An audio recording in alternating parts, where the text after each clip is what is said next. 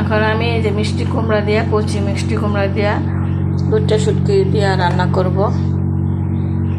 হালকা একটু তেল দিলাম, তেল তো আমরা বেশি খাই না, অল্প তেল দিয়েছি।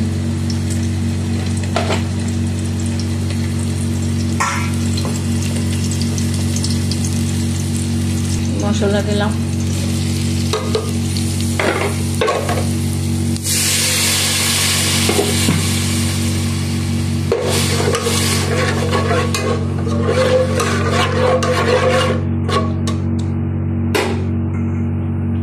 রসুন বাটা, শুটকি দিলাম।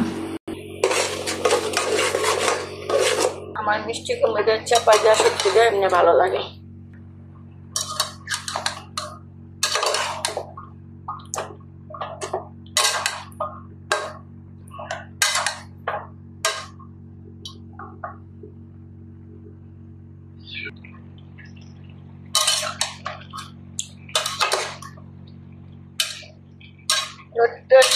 লোটটা শুটকি ভালো, চাপার মতো একেবারে ঘাম।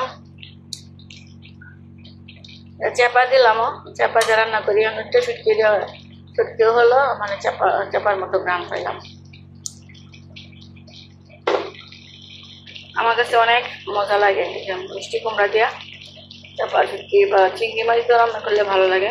চাপা শুটকি বা শুটকি দিয়ে রান্না করলে আমার বেশি ভালো লাগে।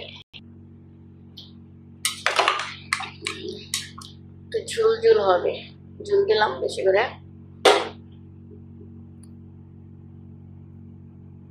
কাঁচামরিচ দিলাম। শুটকির তরকারি আর এখানে হলো মাছ ভাজি করবো, মাছটি মাখিয়ে রাখলাম।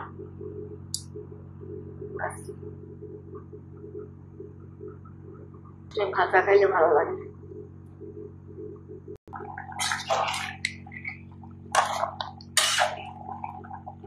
কচি চিংড়ি মাছ রান্না করলেও ভালো লাগে। আর একটু হবে, একটু কাটলে সত্য হয়েছে।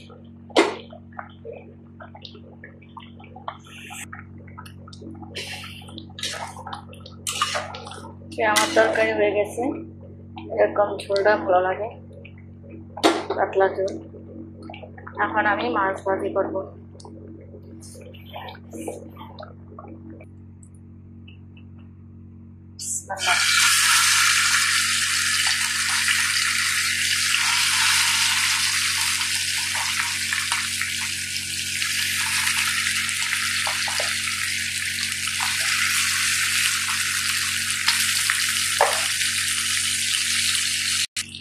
মাছটা উল্টিয়ে দিলাম, আস্তে আস্তে হবে।